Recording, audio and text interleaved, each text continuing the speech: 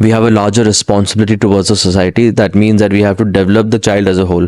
You have to grab the opportunity that comes to you. Community service should be made compulsory in all the schools. Some of the students have never sat in a train of helping others and uplifting others. Who you are, being who you are, and your parents have given you the best. And there are other important things in life that you should concentrate on. So I feel that we have to embrace it. Doesn't matter where we are in the future, because AI is going to keep getting better, because already learning.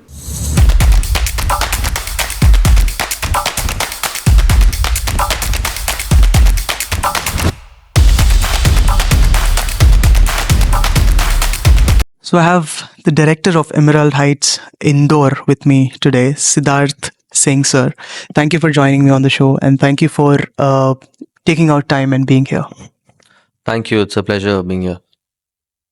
So, sir, talking about the education and the learning in schools right now, and coming from such a great institution like Emerald Heights, you've talked about the education being holistic, right? So I would like to have you talk about a little on that. I think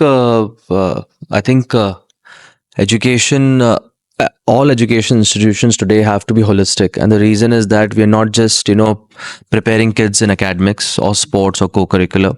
We have a larger responsibility towards the society. That means that we have to develop the child as a whole, and that's where the word holistic comes from. So, as part of our responsibility, we have to expose them to arts, music, dance, dramatics, academics, sports, everything. I mean, even from a point of character building, exposing them to the facts of life. All these things and opportunities given by the school play a huge role in the development of the child and holistic development of the child. So, when we're talking about the holistic education and the development, it also talks about the physical and the mental development of the students that are there in the school. So, what and how? Because not many students will have access to this sort of a school of thought, because like you said, because this is such a great institution that you think about all of these things.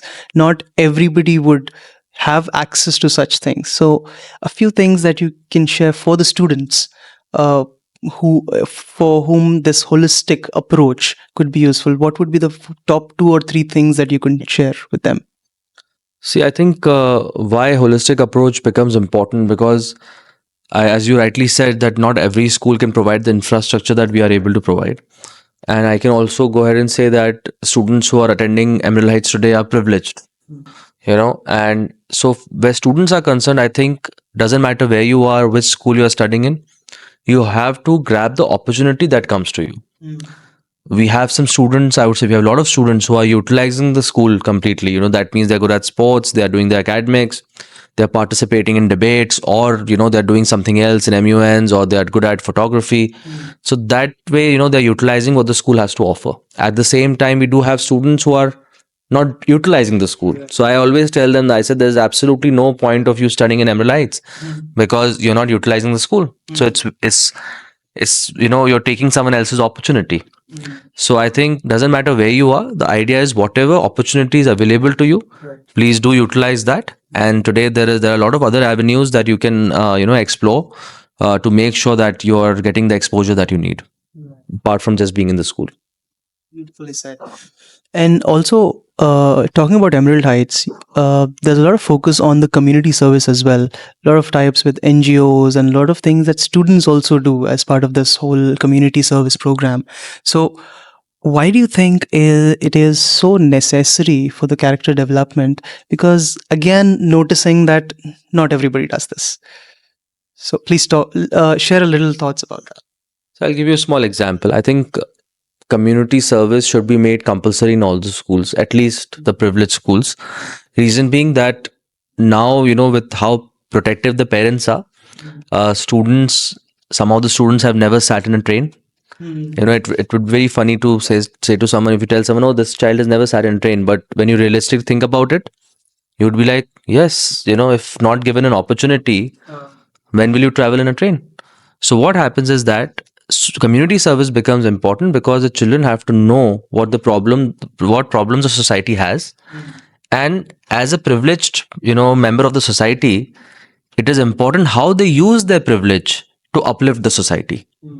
So it becomes our job to expose them so that they understand the society, they understand the problems. Because when they are adults or when they are, working or when they are running their own businesses, they have that thought of helping others and uplifting others. And we do a lot of, as you said, we do a lot of work. We do ICAMs, we do programs with the inmates. We do work with orphan kids. We work with older people. We help develop Anganwadis for very, very poor. And recently, I inaugurated one of the Anganwadis in Indore, and 30 kids students from our school were there, and one of the teachers, the government teacher, was teaching there. He said that because of the work that you have done, our attendance has gone up. Oh, wow. And I could see the happiness that the students felt, that they have actually made an impact in the society. And I told them, I said, see, before you ask for an iPhone, Yeah. Think about how, because sometimes students, because the parents have said no for an iPhone or whatever, and they're like, my God, my world has come to an end, and there is nothing else left. I say, recognize your privilege. You should know that you're very privileged who you are, being who you are, and your parents have given you the best. And iPhone is not the end of the world, and there are other important things in life that you should concentrate on. iPhone is just an example. I'm talking about whatever other expenses. So recognizing and understanding the privilege is important, so that when they're older, they use their privilege for the betterment of the society. Such a beautiful example, and the impact that you have created. Congratulations on that. And I'm sure you create a lot of positive impact through all of these community service that you keep doing. And I've also read that you've donated quite a lot. You've done blood donation camps, quite a lot. So that's commendable work that you've been doing. And when we talk about the academics side of it, we talk about the technology, the evolution of AI. We are still figuring out what it will be. What will be the final outcome of it? It's still evolving, and every day there are a lot of new apps, new things coming in. So in this scenario, there's a lot of let's say a struggle or an effort that has to be made from both the parents' side as well, and also from the teachers' side as well. So what would you like to say about that? So I think where AI is concerned, I think AI, very frankly, the real AI is when this open AI kind of chat GPT was launched. Before that, we were talking about AI. We didn't really know what AI did or does. After chat GPT, common man got exposure to AI. Now, my view on AI is that we can't escape it. We are already in it. So I feel that we have to embrace it. Now, where AI is concerned, I think for example, our school, we conducted a 2-day teachers training on AI specifically, how to use ChatGPT, how to use the other prompts or the other bots that are under ChatGPT to better your teaching, to how to use it towards teaching. Right. Where students are concerned, I am absolutely sure that 90% or 95% of them are using AI for their assignment. It's not just in India, across the world. Yeah. And we know that IB board has already allowed the use of ChatGPT. So I'm sure that I would say that, there is we are very scared in a way. Some negative impact is there, that, you can say that the creativity is going, because if you're, you're going to AI to create documents or essays and all, how will the child think? So I feel when they're younger and when we're exposing the children, we're working on creativity, we can limit the use of AI. I won't say that we can skip it completely. And even in higher grades, we have to tell the students the importance that you can go to AI to refine it. But if you completely go to chat GPT for developing your essays and everything, that reduces your ability to creatively think. And also, I feel that even with chat GPT, it's very important the kind of prompts you give. Yeah. So that also requires certain amount of creativity. It's not everyone's cup of tea. So doesn't matter where we are in the future, because AI is going to keep getting better, because already learning as to how to answer and what exactly you're looking for, and studying our behavior, you can say, or our prompts, or what we are wanting. But yes, I feel that we have to kind of find the right balance.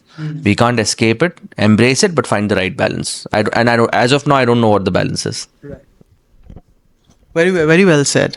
And And when we think about the future and the intellectual development of the student, so what do you think would be the core skills that would be necessary for the students to, let's say, develop from now on so that they're future ready?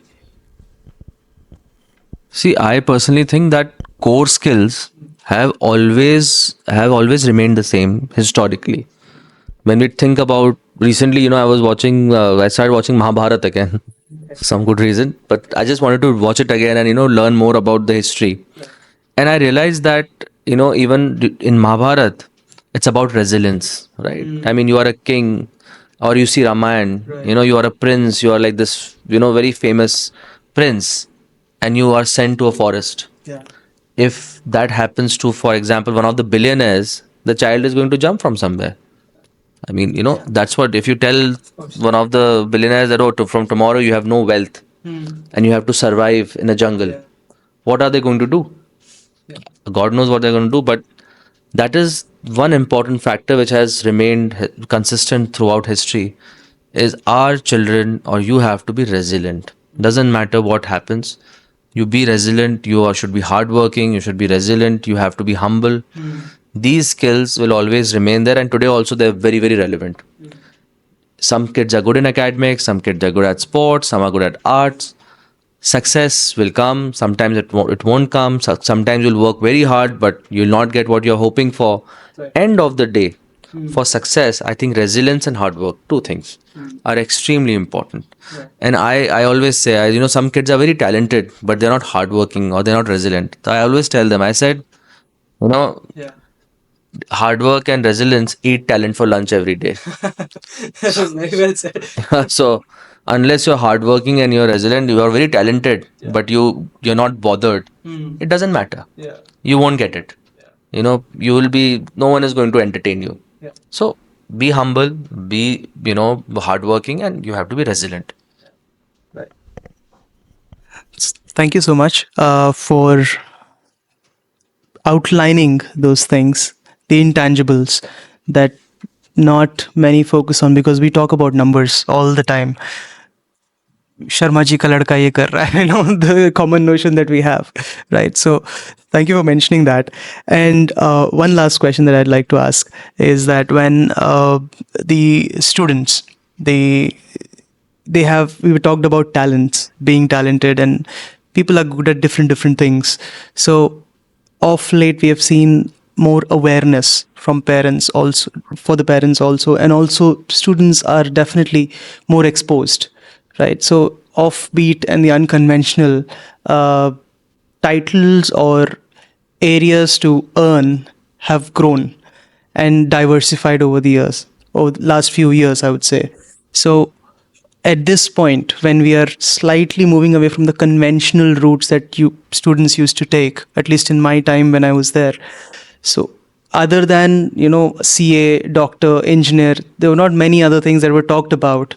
So now we are talking about it. Now the students are informed about it. So when the students decide to pursue that, which is the road less traveled, there'll be hardships. So how would you suggest the student to navigate through that? See, I think you asked a very relevant question. Now, there are a couple of things to it. There is still a very large, I would say, a very large lot that still is taking the conventional route because we do see kids landing up in quota for IITs or NEET or whatever. We still have lakhs of kids preparing for UPSC. So conventional examinations and conventional ways of cracking the examinations are still very much present. But yes, a large population and parents, it comes from the parents' end of the day. I personally feel that if you're talented, you will crack it. Doesn't matter what the situation is. I always say this, that doesn't matter where you are. If you're if you're worth it, you're gonna get it. Now what happens is that when you're exploring a new field altogether, so for that you have to be driven, you have to be passionate, and you have to have the confidence in you. And you have to understand that, especially with performing arts, when you are in Bollywood, for example, that is one area I feel that your luck is plays a big factor. Where you are the right time, right moment, that moment, that is there. But I always, feel that if you are consistent, if you believe in yourself, you'll keep working hard, you will make it. Now, how much you will make it, that really depends on a lot of other factors that we cannot judge. Like today, you start off with a small movie. Like I always see now, I never noticed Nawazuddin Siddiqui, for example, in Sarfarosh. Yes. I had no idea he played a character there. But look where his hard work started Yes. and where he is today as an actor. So that is true for so many other actors. You won't even notice them in a movie. So that is the consistency and the hard work. Sometimes you make it at 30, sometimes you make it at 50. End of the day, it's about consistency, it's about hard work and resilience, as I said earlier. Beautifully summarized. So thank you for also mentioning that. It turns out that's one of my favorite movies, Sarfarosh. It's a really good movie. I really like it. Yeah. So, and it's a beautiful example. I'm just recalling one thing that I've read about what Nawazuddin Siddiqui's mom had said once. So he was feeling a little down, and his mom once said कि कचरे का ढेर भी एक दिन में कई जगह बदलता है, तुम तो फिर भी इंसान हो. So it's very beautifully said. And thank you for sharing your thoughts, and thank you for being on the podcast.